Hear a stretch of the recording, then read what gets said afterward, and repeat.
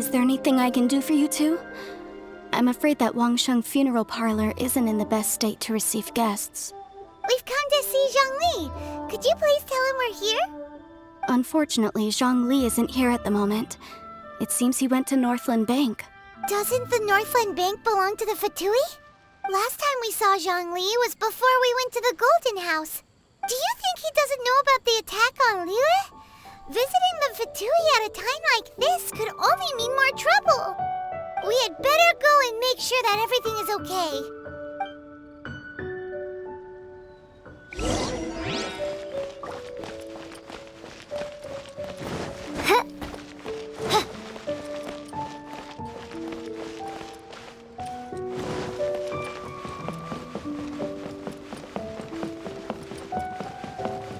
What should I put in my...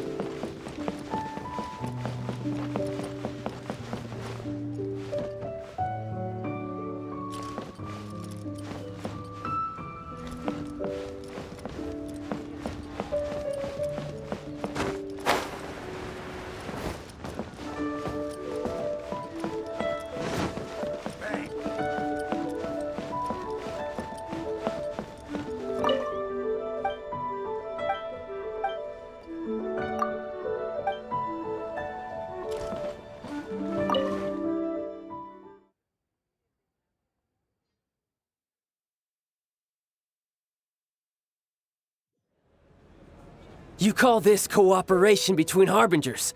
Cooperation involves communication, you know. Don't take it to heart, child.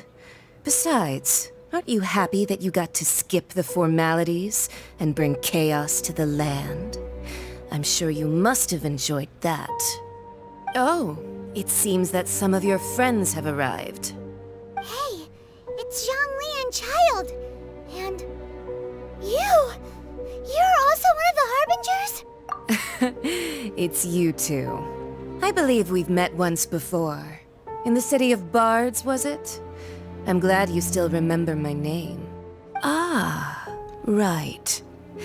I imagine that it must have been rather hard to forget watching helplessly as something precious was snatched away from your friend. No, don't let her get to you! You've yet to gather the powers of all 7 elements, and our last battle at the Golden House was almost more than you could handle. So it might be best to keep things peaceful this time, seeing that 2 of the Harbingers are here. Well, if it isn't you two. This is our first time seeing each other since Liyue was nearly wiped off the map. This is certainly a bit awkward, wouldn't you say? Paimon knew that we should never have trusted a Fatui Harbinger. Oh, now don't say that. Sure, I may have misled you, but I never had anything against you personally. Besides, I thought we were getting along quite well together, didn't you? Except for that little tussle we had at the end. Nothing personal. We just have different views, that's all. Of course, you may very well hold this against me, but that's up to you. The real deceivers here are Senora and Zhongli. Curse them for leading me on. So actually, I think... Stop wasting time, child. There'll be plenty of time to chat once I'm through here. You remember the agreement, Morax. Now, if you would be so kind. The Gnosis, please. What in the world are you talking about? The contract is fulfilled. That which thou seeketh is now bestowed unto thee. For my promise is solid as stone.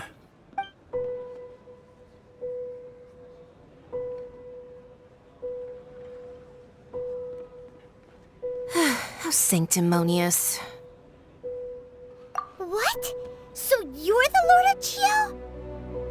No, wait! That's an exciting twist and all, but why give the Gnosis to the Fatui? I do not give it for free. I give it as agreed upon in the contract. For it is a matter solely between the Tsaritsa and I. Yeah, you don't think you went a little bit too far with that whole fake death thing? Everyone was preparing the ceremony for you, and splat! This big dragon falls out of the sky, and all of Liyue goes into an uproar. Talk about a disaster. Gathering all the forces that had been bubbling behind the scenes, and then stirring them together in a pot that was bound to boil over. That's what he wanted to see, am I right? Wait, what? Perhaps it's best that I explain. As you know, I've dwelt upon this world for more than 6,000 years. I witnessed the founding of Liyue, together with the Adepti 3,700 years ago.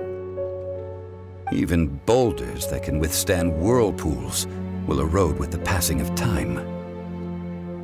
I kept convincing myself that cracks had not begun to form, and that the end of my time had not yet come.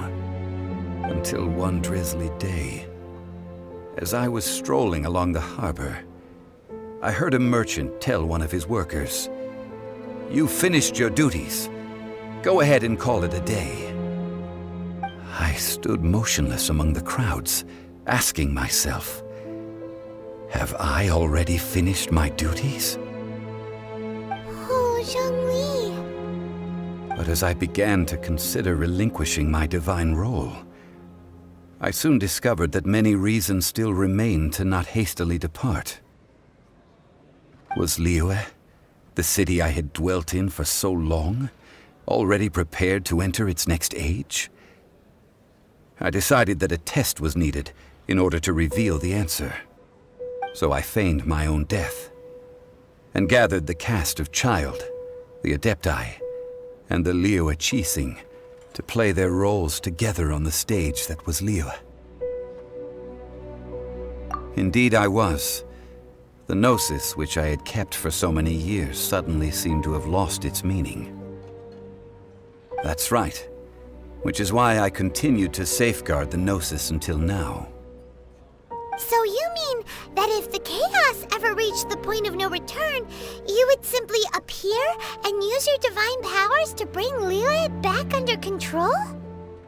Of course, and it would have been all too easy for him too. Just as a child quickly matures after losing their parents, so has Liyue matured when faced with the death of its deity. I was pleasantly surprised with the finale of the show that you all put on. Why, you even deserved an encore. The Adepti deserve the greatest applause, considering their years of seclusion. They hardly recognized the city, yet faced with such a crisis, they exerted the greatest amount of restraint. Not only did they manage to cooperate with the Qixing, but in the end, they even tried to understand the heart of the people. And hats off to the emissary dispatched by the Cryo-Archon to fulfill our contract, Signora. She managed to keep everything she knew in strict confidence, far from the eavesdropping ears of her colleague Child, just as I had requested. All the while, I carried on as Zhongli, and fulfilled the traditions of Liyue in this mortal form. Thank you for walking that path with me, traveler. These things were all a part of my script. The only unforeseen plot twist was the conduct of the Liyue Qixing. I had expected them to do no more than the Adepti, to come to the defense of Liyue. But when all was said and done, they seized the opportunity to supplant Liyue's divine protectors, and used the subsequent power vacuum left by my death to quickly gain complete control of Liyue. Huh? That doesn't sound good at all! Ha! On the contrary, I think it is excellent. I had always feared that it was too soon for them to take over from me. And it was also that which I longed for the most. As such, this is the best parting gift anyone could have given this god of old. Hey, what about me? Doesn't anyone feel the least bit of remorse for deceiving me? You've practically kept me in the dark! I think that thanks would be more appropriate. You certainly played no small part in all of this, wreaking havoc and turning the city upside down. The Lord of Geo ought to thank you for your performance, if anything. If you hadn't created the pressure of a battle between mortals, adepti, and a god, the lump of coal resting in the hands of the Geo-Archon, Liyue would never have been able to become a dazzling diamond of a city. Huh? Just whose side are you on, mocking me like that? Are you itching for a fight? Be that as it may, you've come out of this as the hero of Liyue. I, on the other hand, will be forever prescribed as a disturber of the peace, no? Well then, with the Gnosis in my possession, I have no use for such idle chatter. We should return to Zapoljarny Palace and seek an audience with Her Majesty, the Tsaritsa. Come, child. Fine. I'll meet you there later. I'm not sharing a boat with the likes of you. Do as you wish.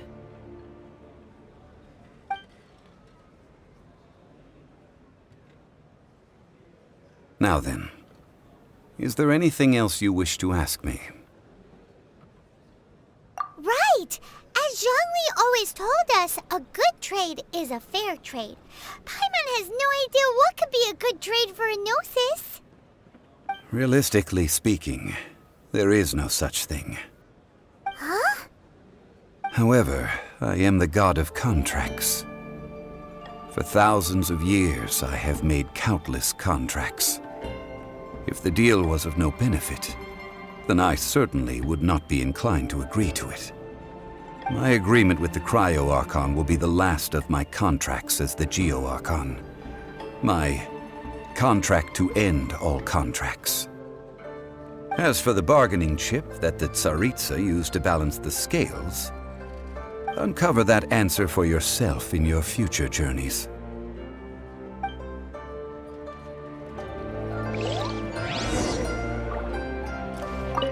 Paimon can't absorb so much information at once.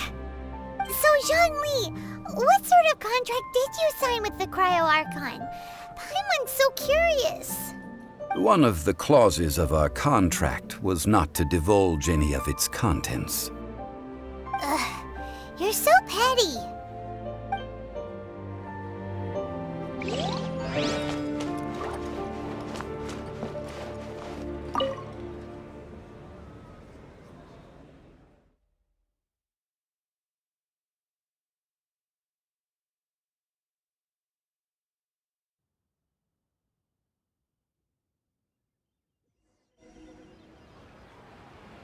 Today's the day of the Rite of Parting. Although the star of the show is fake, we spent so much time trying to organize it, it would be a real shame not to go there now.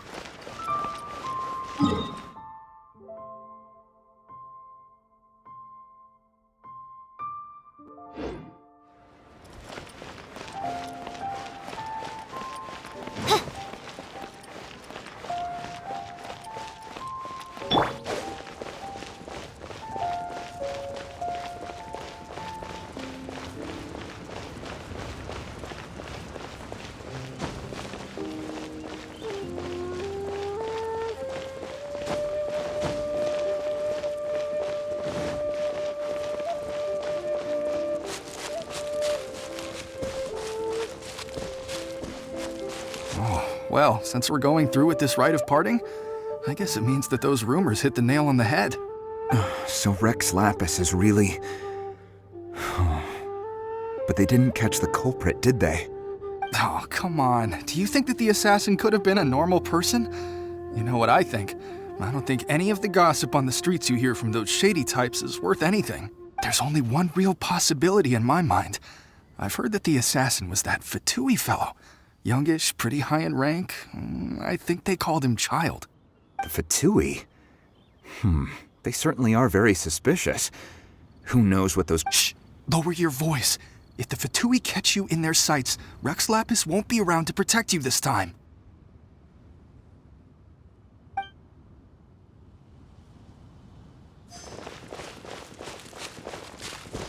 You know that god from the ocean couldn't have just shown up out of nowhere.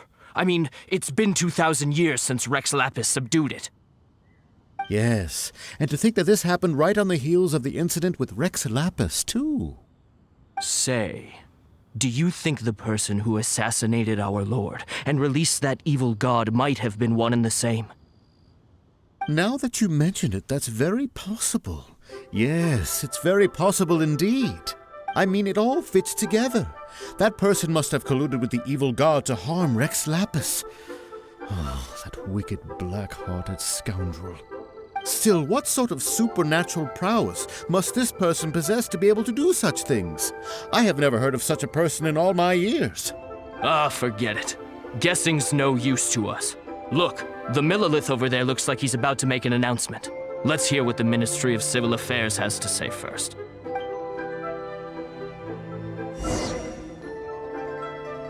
Please be mindful of your personal safety.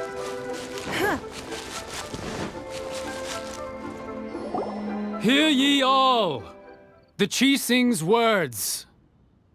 Though a dragon soars ageless as the mountains, it too must return to dust. This is common knowledge. Gods and Adepti live glorious lives, but both light and shadow have their season. So too must they face divinely appointed trials. Rumors and hearsay abound on the streets that Rex Lapis was murdered. Now, let the truth be revealed. Having been thwarted in his trial, Rex Lapis's soul has recouped the celestial heights. He beseeches the people of Liyue to grieve not and to let not their hearts be saddened. Nor are they to believe street-born rumors or indulge in baseless speculation.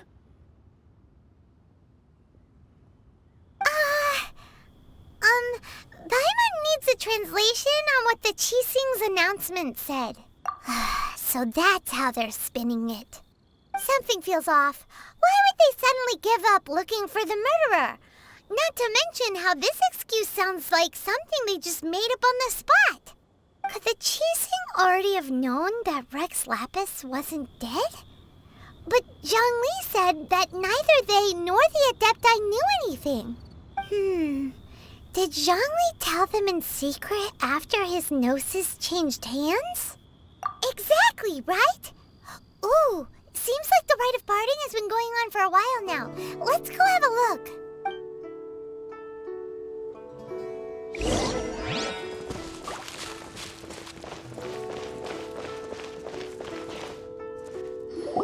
Look, it's Ningguang and Keqing. Are they saying something? Are there speeches over? As said previously, Rex Lapis's soul returning to the heavens is the end of the contract. And it is also the end of an era. 3,700 years of contracts burnt and reduced to ash. We, the people of Liyue, were indeed prosperous. But blinded by our prosperity, we forgot that time can be pitiless. The long, unending dream of our Archon walking among us. Now that we have awoken from our dream, we must learn to say farewell. Will you stand with us as we re-establish our contracts? As we build a new age of prosperity? So concludes the words of Her Eminence the Tianquan. Does Her Eminence the Yuheng have anything to add? Huh? Is she looking this way? Traveler. Yikes! She really is looking our way! Is that the traveler who they say defeated the ancient god? So young. The Liyue Qixing always repay their debts. And as you have heard, our eyes see far and our reach is long. Name your price. You deserve that much. Whoa.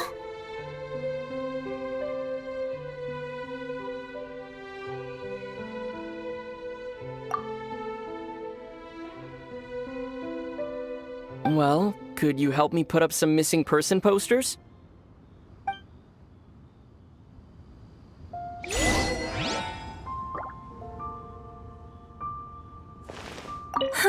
And to think I'd put my best perfume on before coming here, thinking you'd like it. But it seems as if those perfumes really were meant to be offered to Rex Lapis. Well, that's fine. Suffer no rivals in love, they say. And that's 3 gone in one stroke.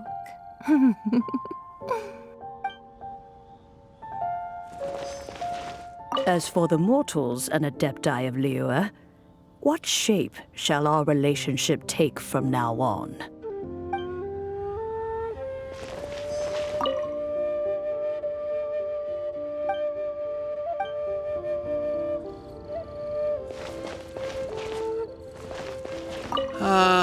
Rex Lapis. Rex Lapis.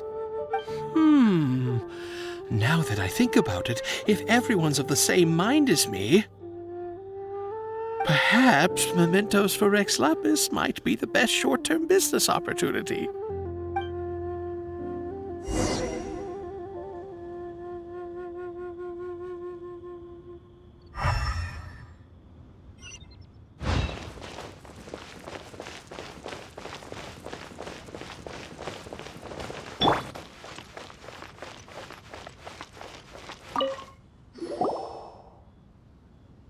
Hey, Zhongli!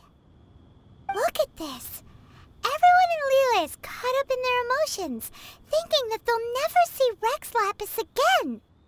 And here you are looking all relaxed. Why would I not feel more at ease after laying down the burden I have borne for 3,700 years? Right. If the two of you can spare the time, I should treat you to a meal at the Shinya kiosk. Ha!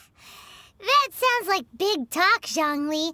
Paimon might have believed you if you were treating us to some third-round knockout, but you'd have to pay out your nose just to stand inside Shinya kiosk. Are you sure you can afford it? You're right. I do like the Mora. As the Rex Lapis Morax, I can easily create Mora. But since I have chosen to walk this earth as the mortal Zhongli, I should abide by the same rules that mortals do. When I was journeying with you, though I still had the Gnosis in hand, I knew that I must soon retire from my role as an Archon. So I had to rehearse. Oh, no wonder! Paimon gets it now. You didn't look at the price tags when we were spending because you've never had to.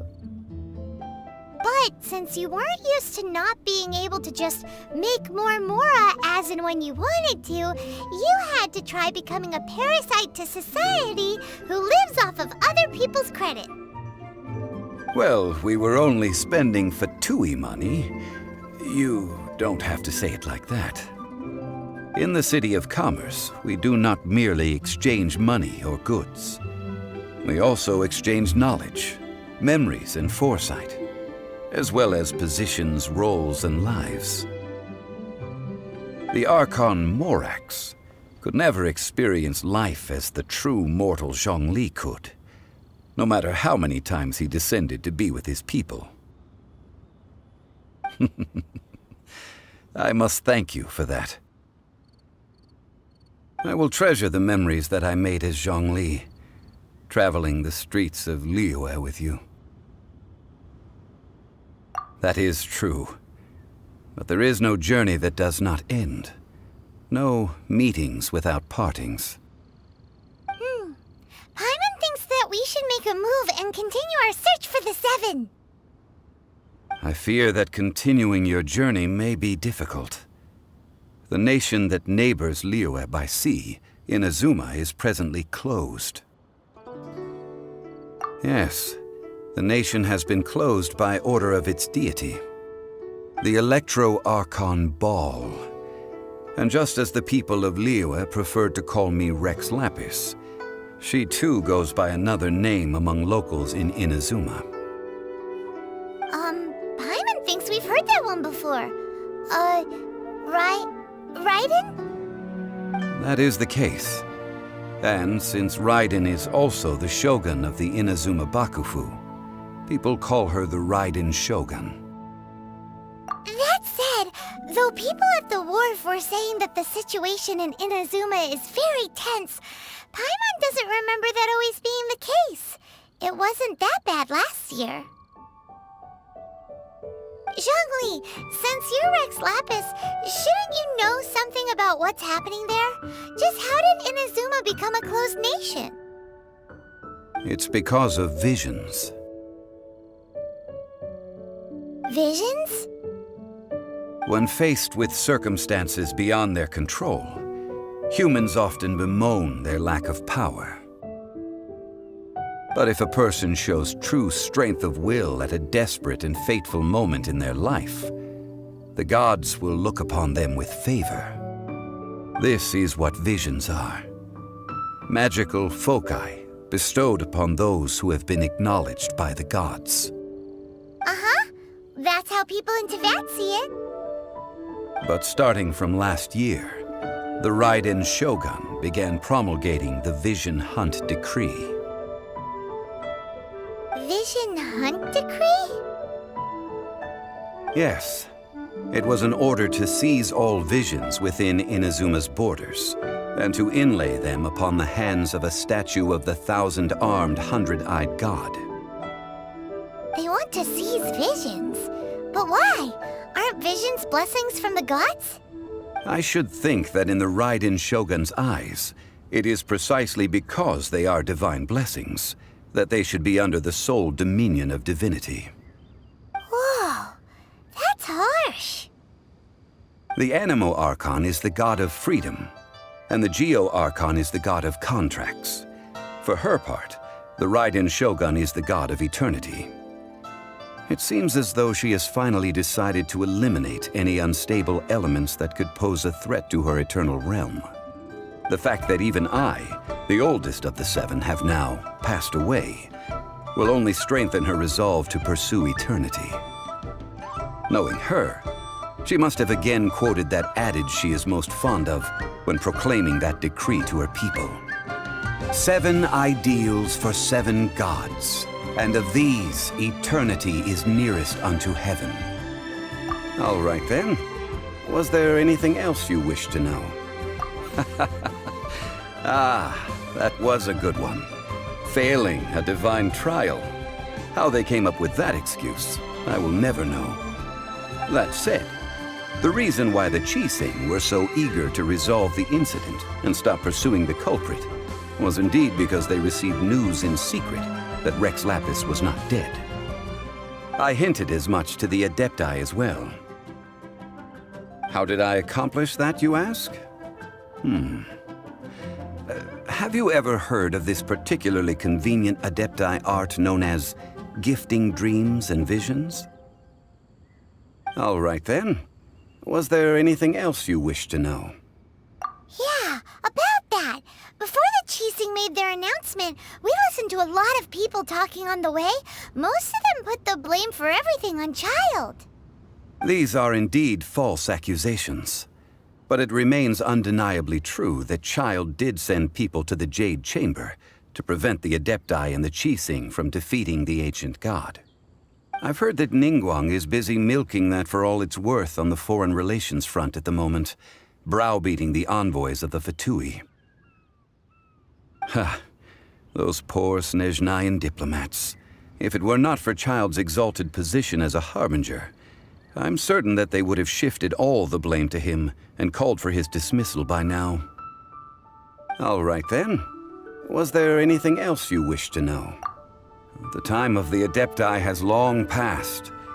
If even the Liyue Qixing don't want to face that truth, then what future is there for Liyue? Kuching is absolutely right in saying this. Now, though I did laud Ningguang's desire for power, believing this to be a good thing, and thought as a matter of course that she must have been behind the Qixing's plan to take governing power over Liyue from the hands of the gods and Adepti. Could the original person who brought up the idea of seizing power have been... All right then. Was there anything else you wish to know? That's right. Zhongli, now that you don't have your gnosis, what's going to happen to all the Mora in Teyvat? Since Morax is dead, Are they all just gonna disappear? Also, isn't the Golden House the only mint in the entire continent? Will it even continue to work? The Mora present now will not vanish. But the Golden House will indeed have to cease operations for a lengthy period of time, since creating Mora requires the use of the Geo-Archon's power. This is terrible! We're all about to run out of Mora!